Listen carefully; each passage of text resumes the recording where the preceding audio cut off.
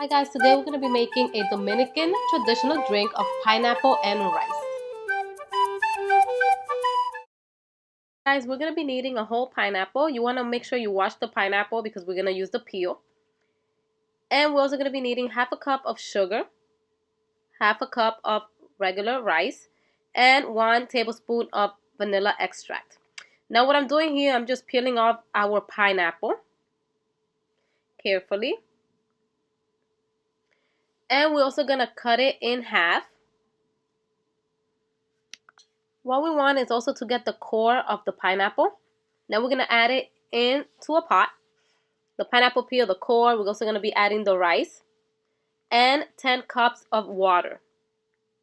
Afterward, we're going to cook this for 30 minutes on medium heat on the stove until the rice is nice and soft.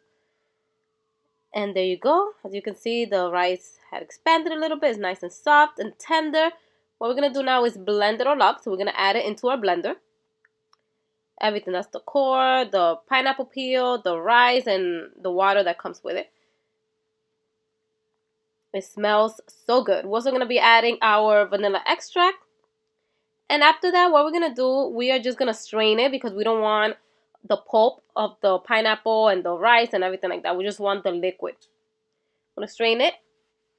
As you can see, this is like the pulp that we don't want, and we can throw this in the garbage. There you go. Now we're going to add a teaspoon of cinnamon, and we're going to add the sugar. We're going to mix it very well.